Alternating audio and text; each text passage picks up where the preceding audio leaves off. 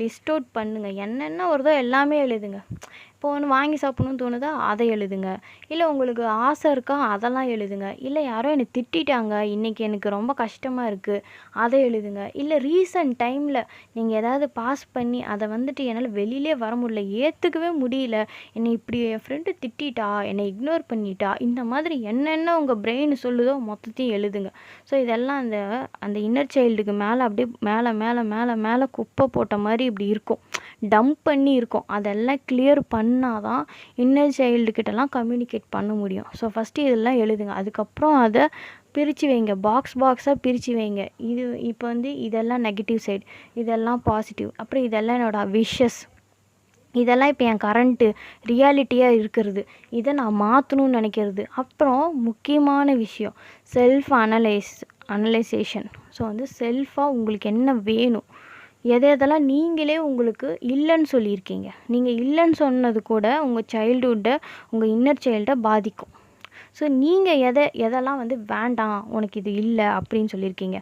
அதாவது இந்த ரியாலிட்டியை பார்த்து இந்த பீப்புள்ஸ், இந்த சொசைட்டி சொன்ன விஷயங்களை கேட்டு ஆக்சுவலாக அது ரியலாக நீங்கள் கிடையாது, நீங்கள் இல்லைன்னு சொல்லியிருக்க மாட்டீங்க. பேசிக் எதிர்பார்க்கறத கூட நீங்கள் வந்துட்டு இல்லை உனக்கு நோ அப்படின்னு சொல்லியிருப்பீங்க. அதெல்லாம் நீங்கள் லிஸ்ட் அவுட் பண்ணுங்கள், எதெல்லாம் நீங்கள் நோ சொன்னீங்க. ஸோ இந்த மாதிரி எல்லாம் பிரெயின் டம்ப்லாம் பண்ணுங்கள். பண்ணதுக்கப்புறம் உங்களுக்கு ஒரு கிளாரிட்டி கண்டிப்பாக கிடைக்கும். ஸோ இதுதான் அந்த டேர்ம்ஸ் அண்ட் கண்டிஷன்ஸ். பேசிக்காக என்னென்னா, இந்த லைஃப் உங்களுக்கு இருக்காது, இந்த லைஃப்பில் இருக்க அந்த பேடான எனர்ஜி இருக்கிறது, இந்த நெகட்டிவ் எனர்ஜி, அப்புறம் இதெல்லாம் போயிடும். ஸோ இதெல்லாம் போனால் தான் உங்களுக்கு நல்ல விஷயம் உங்கள் லைஃபுக்குள்ளே வரதுக்கு ஸ்பேஸ் இருக்கும். ஸோ யூனிவர்ஸ் ஆட்டோமேட்டிக்காக இந்த மாதிரி நீங்கள் ஹீலிங் ஒர்க்லாம் வந்துட்டிங்கனாவே இது எல்லாமே ரிமூவ் ஆகிட்டு ஸ்பேஸ் க்ரியேட் ஆகிடும். ஈஸியாக நீங்கள் மேனிஃபெஸ்ட் பண்ணலாம்.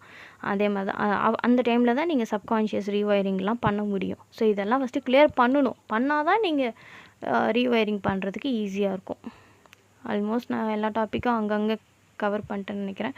நான் ஸ்பெசிஃபிக்காக ஒன்றா நான் வந்துட்டு வீடியோ போடுறேன். எப்படி வந்து பிரெயின் டம்ப் பண்ணணும், எப்படி செல்ஃப் அனலைசேஷன் பண்ணணும், அப்புறம் செல்ஃப் கான்செப்டில் எப்படி ஒர்க் பண்ணணும், செல்ஃப் லவ் எப்படி கொடுக்கணும், அதுக்கப்புறம் ஷேடோ ஒர்க் எப்படி பண்ணணும், ஹீலிங் எப்படி பண்ணுறது அப்படின்னு சொல்லிட்டு, ட்ராமாஸை எப்படி ஐடென்டிஃபை பண்ணுறது, அண்ட் தென் உங்கள் சப்கான்ஷியஸ் மைண்டை வந்துட்டு எப்படி ரீவயர் பண்ணுறது, அதாவது அந்த மைண்ட் செட்டை எப்படி சேஞ்ச் பண்ணுறது, அண்ட் தென் என்ன சொல்கிறது, உங்கள் ட்ரீம் டிசைர், அதுக்கப்புறம் இந்த ட்ரீம் டிசைரை வந்து எப்படி வந்து மேனிஃபெஸ்டேஷனுக்கு எடுத்துகிட்டு போகிறது அப்படின்னு சொல்லிட்டு நான் ஸ்பெசிஃபிக்காக எல்லா டாப்பிக்லேயும் நான் வீடியோ போடுறேன்.